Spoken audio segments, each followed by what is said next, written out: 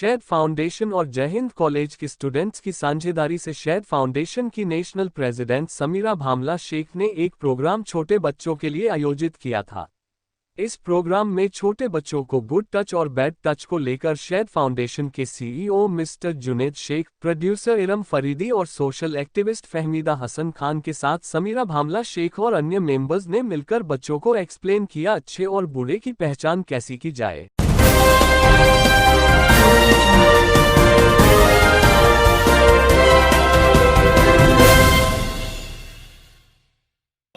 दर्शकों, आज़ाद India news की तरफ से आज हम आए हुए हैं वर्सोवा के 7 बंगले में, जहाँ पे शहद फाउंडेशन की तरफ से छोटे बच्चों को गुड टच बैड टच का प्रोग्राम यहाँ पे अरेंज किया गया था, जिसमें जय हिंद कॉलेज के बच्चों को भी बुलाया गया था। और वो सब यहाँ पे बच्चों की तहफ़्फ़ुज़ और उनकी हौसला अफजाई वगैरह करते हुए उनको गुड टच बैड टच क्या है, कौन हमारे लिए अच्छे बुरे लोग हैं, किस तरीके से उनकी पहचान होगी और किस तरीके से पहचानना है, ये प्रोग्राम रखा गया था। तो आज उनके जो शहद फाउंडेशन के नेशनल प्रेसिडेंट समीरा भामला शेख है, उनसे हम जानना चाहेंगे कि प्रोग्राम रखा गया था तो उन्होंने किस तरीके से सोच के प्रोग्राम अरेंज किया यहाँ के बच्चों को लेकर। मैंने इसलिए किया क्योंकि आज की तारीख में जो माहौल चल रहा है, बच्चों की किडनैपिंग, मोलेस्टेशन, छोटे बच्चों के साथ में जो गलत हो रहा है, तो ये सोच के जब रोटरी क्लब ऑफ जय हिंद कॉलेज के बच्चों ने मुझे कांटेक्ट किया तो मुझे अच्छा लगा ये इनिशिएटिव। और मैंने सोचा कि ठीक है, हमारे स्लम्स के बच्चों से शुरुआत की जाए क्योंकि उनको भी बहुत ज़रूरत है। और ख़ास तौर पे आज का जो माहौल है वो ये है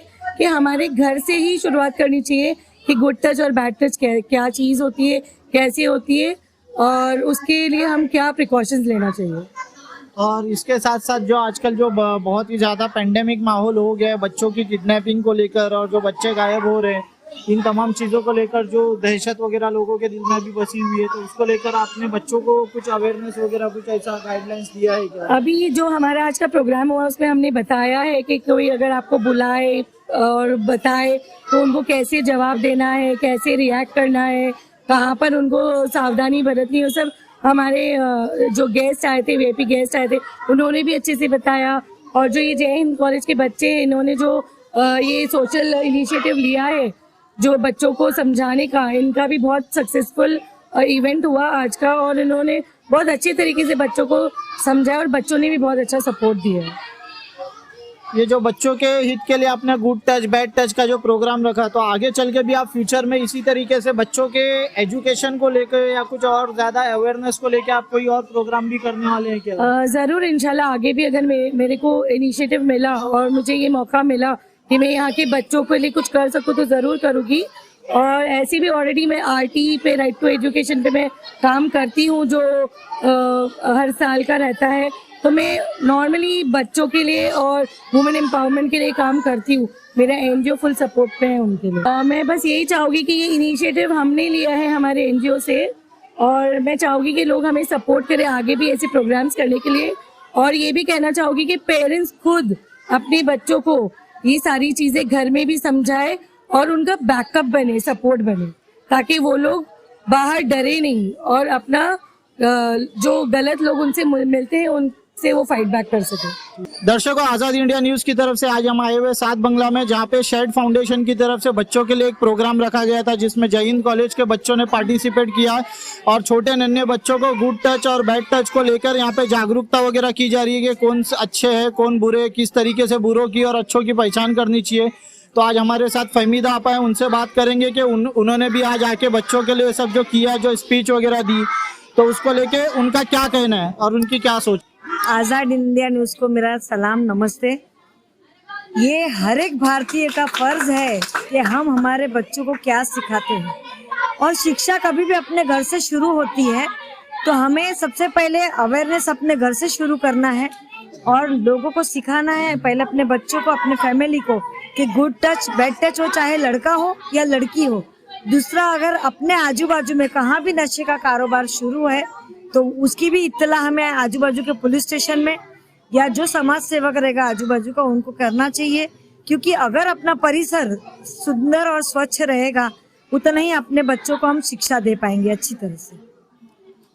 आज का ये जो प्रोग्राम किया गया बच्चों को लेकर, तो ये अवेयरनेस को लेकर आज जो मुल्क में जो पूरा माहौल बना हुआ है, जिस तरीके से जालिमों और मुजरिमों को छोड़ दिया जा रहा है, बिल्किस बानो के रेप केस को लेकर जो हुआ है हमारे सामने, तो उस चीज़ों को लेकर जो आने वाली जनरेशन है उनको आप क्या मैसेज देंगे इन तमाम चीज़ों में?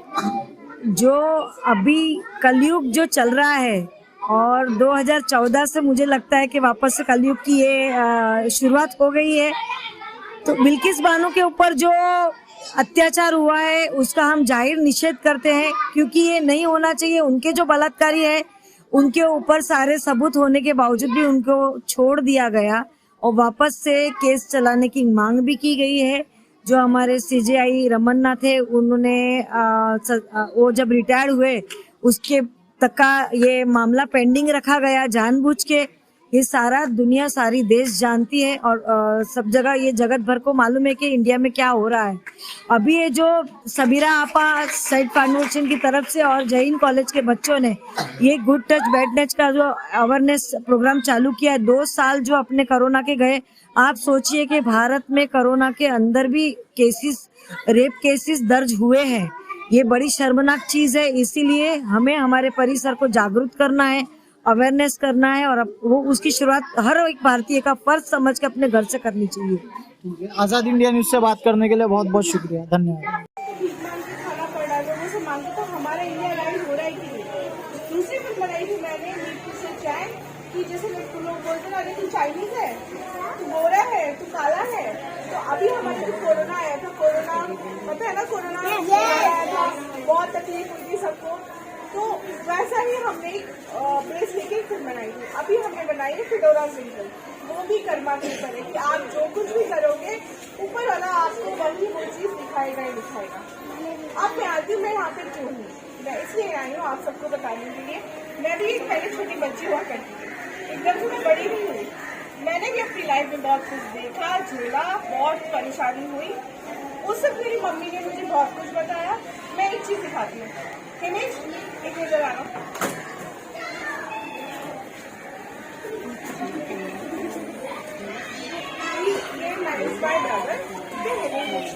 अच्छा हिमेश मुझे ना अच्छा मैं आपको बता रही हूँ, इसका नाम हिमेश दीक्षित है। मैं इसको जानती हूँ, बता रही ना जानती हूँ। तुम नहीं लड़का,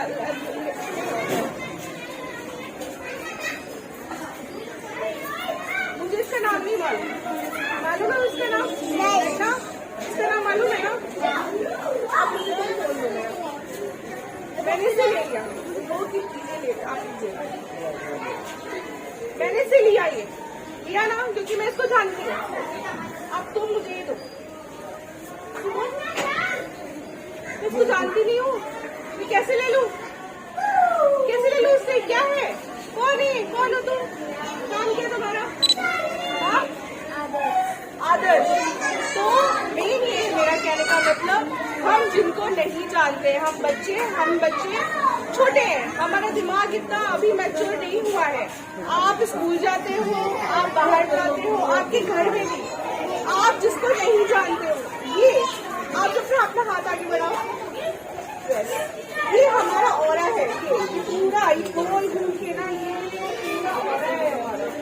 यस, इसके अंदर जो आता है, इसके अंदर अगर जैसे वो हिमेश अगर अंदर आएगा तो वो मुझे जानता है, मैं उसको अलाउ करूंगी, आओ मुझे गले लगो, इधर आओ वापस से।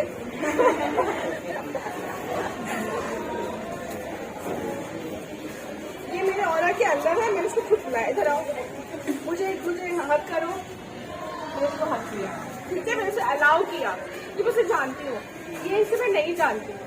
मैं इसको इधर अपने अंदर नहीं आने दूंगी, मैं इसको हक भी नहीं करूंगी, मैं इसको टच भी नहीं करूंगी, ना मैं चाहूंगी कि ये मुझे टच करे, समझा?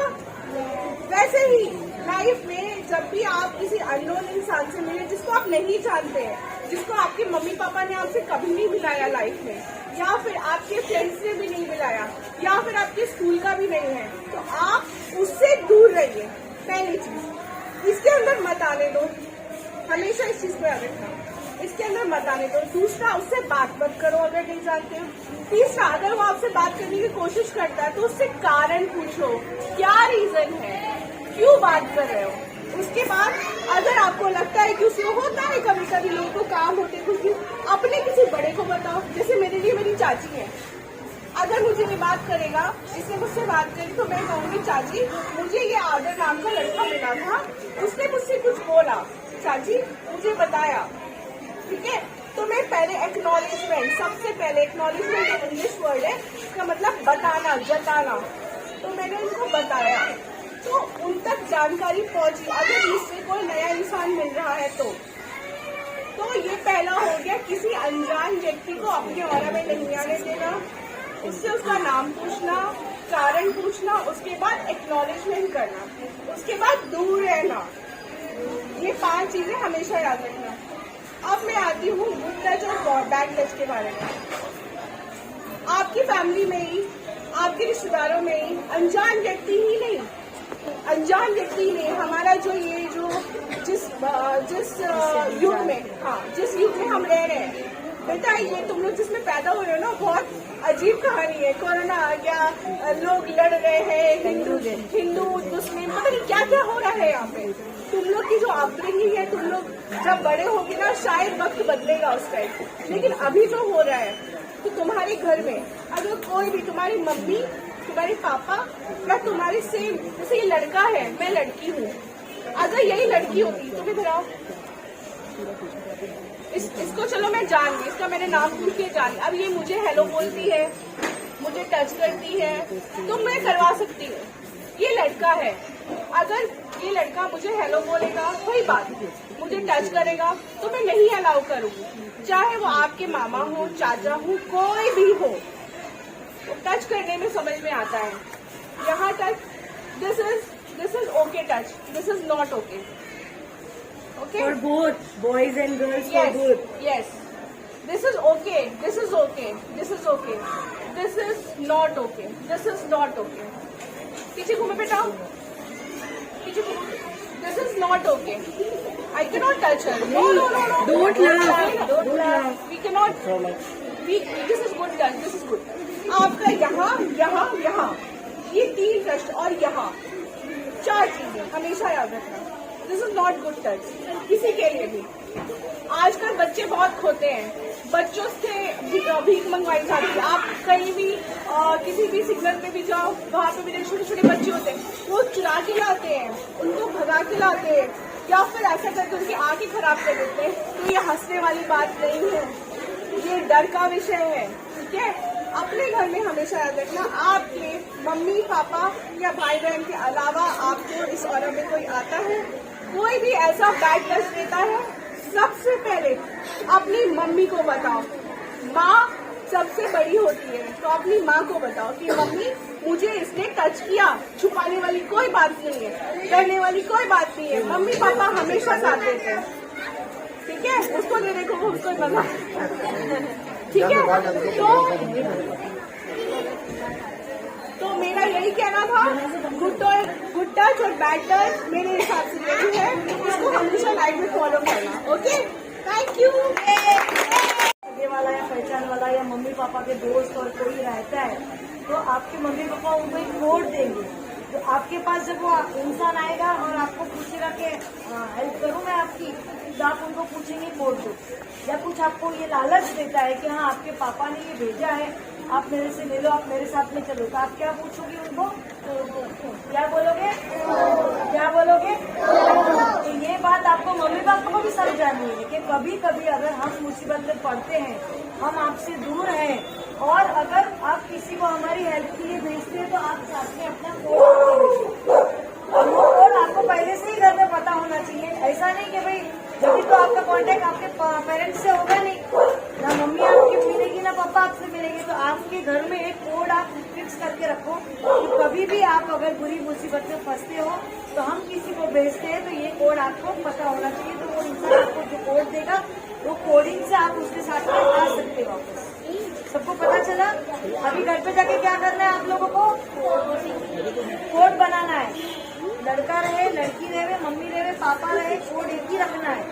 तो आप लोगों के अंदर में वो एक कोड बना के आप हमेशा के लिए कोड याद रखो, और मम्मी पापा को बोलो कि अगर हम किधर मुसीबत में फंसते हैं, आपको अगर पता चलता है कि मेरा बेटा या मेरी बेटी कोई मुसीबत में आप किसी को मदद के लिए भेजते हैं, तो ये कोड जरूर उसको बताना। चाहे वो पुलिस हो, चाहे वो आजू बाजू वाला हो, चाहे उनका फ्रेंड्स हो, चाहे तुम्हारे रिलेटिव हो। तो सबको पता है ना क्या बोलना है, मम्मी पापा को क्या करना है, आप लोगों को कोड देना है और वो कोड आपके दिमाग में फिक्स रहना चाहिए। ओके,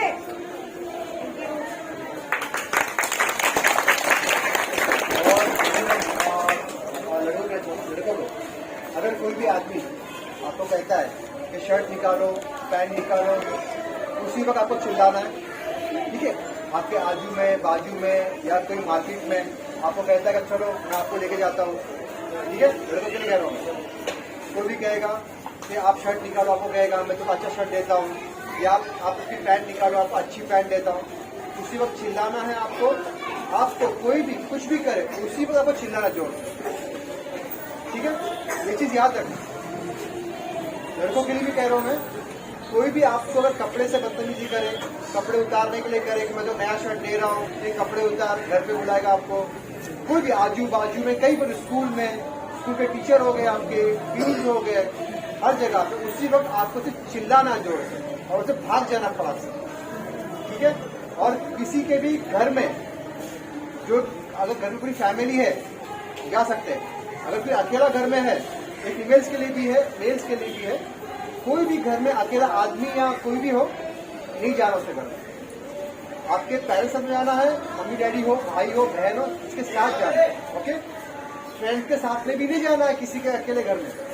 इस बात का आप ध्यान दीजिए, ठीक है, ओके। Thank you.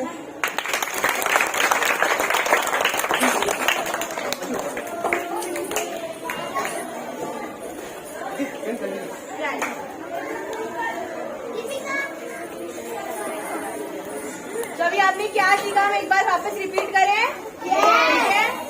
आपके डेंजर एरियाज कौन से हैं जहाँ पे आपको कोई टच नहीं करेगा? कहाँ पे? आपको 3 जगह बताई, बताया मैम ने। हाँ बताओ, नहीं वो बताएगी। नहीं नहीं नहीं,